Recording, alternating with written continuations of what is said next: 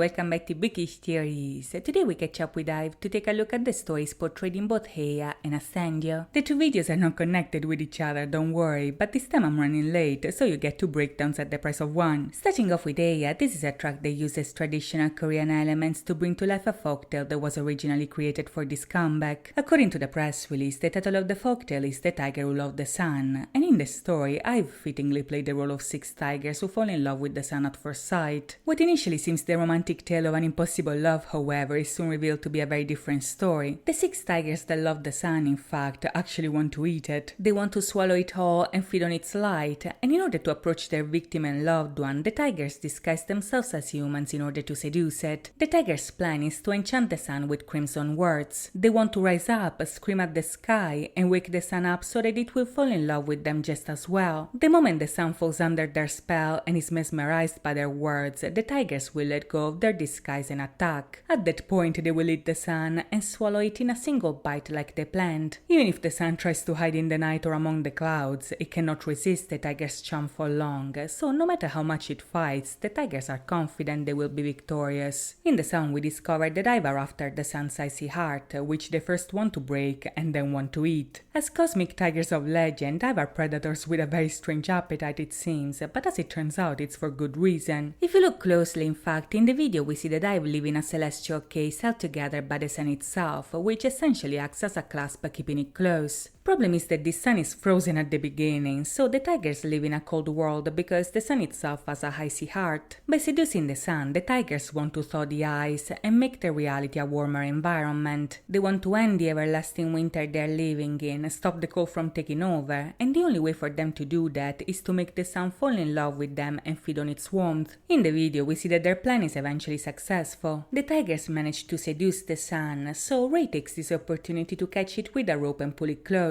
At this point, the ice of their reality begins to thaw. Now the sun is close enough to touch, close enough to eat even, and when Iso is about to make contact, the sun's ice finally breaks. This frees the light and allows the heat to spread, but in a surprising turn of events, Iso herself melts like ice. In the cold world of HEYA, the tigers of legend are made of ice themselves, so the moment they break the icy heart of the sun to free its warmth, they too suffer the consequences of this choice. The tigers melt into a puddle of water, but this is just a temporary transformation. They're cosmic entities after all, not to mention that they're masters of deception. They have the power to shape-shift, so melting into water is not the end for them. In the very next scene, in fact, the water jumps back up and shifts back into human form. This time it's Cowl who snatches the light of the sun and finally captures it together with the others. At this point, the tigers are victorious. The sun has been trapped, and the dawn of a new day is finally approaching. The winter reality they lived in turns into a spring reality which is warm, inviting, and full of light. The girls have the sun in their hands now, and at the very end we see its light in Iso's mouth. After seducing the sun, the tigers were able to feed on it, and through this process they managed to thaw its ice and free its light. As the cosmic case finally closes, we see that now the sun that's keeping it together is bright and warm, so by the end the tigers who love the sun did eat it, but only to save it, themselves, and their world. Moving on to Ascendio, on the other hand, we go from shape-shifting tigers to witches fighting for supremacy. The song tells the story of a witchy girl that cannot resist the temptation of casting a spell over somebody that comes their way. The track is structured like a confession, so much so that it literally begins with the lines, "Dear priest, I have a confession to make." This is quite possibly the hardest opening in K-pop since I Kiss Your Brother, but wait, there's more, because this confession gets even wilder. In the lyrics, the speaker admits that she's beautiful, but also born bad, and after calling herself out on talking too much, she eventually decides to embrace her magic no matter how toxic it is. Instead of atoning her sins, the witch of the song decides to own it and give in to her desires. If she ever comes across somebody with a calm heart, she might decide to put a spell on them to put them under her control. Her spell of choice is obviously Ascendio. This is a word that comes from the Latin ascendium, meaning to ignite, kindle, or set on fire. In the song they kinda translate it as burn, but to be honest, Ascendio refers to a more metaphorical type of burning, if you will. The people who fall under this spell do not catch on fire, they burn up with passion, so it's basically a love spell that turns a calm heart into a heart burning for somebody else. In the song, the victims of this spell do not stand a chance against these moody witches, because once the person person falls in love with them, there's no chance at freeing themselves from it. In the video, however, is a whole different story, because there the spell does have a time limit. The IVE in fact tells the original story of 6 girls who find a magic wand they must defend against the evil versions of themselves. This story begins during a pool party. The members are chilling in the water, but Gal hesitates in entering the pool. She seems scared, like she doesn't know how to swim, but as she stands there, the others decide to challenge themselves. They go underwater to see who is able to hold their breath the longest, but when they come back up, Gal is gone and nobody knows where she went. They look for her in the backyard, nothing. Then they check the house, nothing again, and after a while the girls begin to worry, because at this point she's not picking up the phone either. Liz calls her 13 times, a number which also foreshadows the witchy nature of this story, but in the video we see that Gal lost her phone and is now biking away from an unknown danger. When she finally goes back to the house, she's holding a scepter with a glowing gem set in the middle. This is a magic wand, and when Ray goes to touch it, all of them get slammed on the ceiling and teleported into another realm. The wand triggers a transformation in them. It gives them magical powers, but this change goes even deeper than that, because the moment the object chooses them, their heart becomes trapped in its magic. This is the Ascendio wand, so it has the same effect of the spell they sing about in the song. As the girls Sailor Moon their way into a change of outfit, they go back to reality as magical princesses, but trouble finds them sooner than expected. After getting the wand, the universe sends them a receipt, and even if the object itself is priceless, they must be careful if they want to keep it. If they want to gain its magic force, they must protect the wand until midnight, but this is easier said than done. The house in fact is soon attacked by a coven of witches, and these witches end up being the evil versions of IVE themselves. They are the previous owners of the wand, and 4 hours earlier, Gal broke into their property during a ritual and stole the wand from under their noses. Using a magic mirror, the witches were able to track Gal and find the house, so now IVE must fight IVE to see which IVE gets the wand. With the help of its magic, the princesses outslay the witches with a change of outfit, but the witches are worthy opponents. Not only they keep up with the fashion battle by changing outfits as well, but evil Eugene also zaps everybody into a parallel dimension where they can fight undisturbed. Midnight is getting closer. The princesses must protect the wand just a few more minutes to gain its power forever, but the witches are not giving up easily. As the good Gal fights off the evil one, she opens a portal back to reality and hides the wand in the fridge. Princess Wonyoung eventually delivers the final spell that kills the witches, but when they open the fridge to get the wand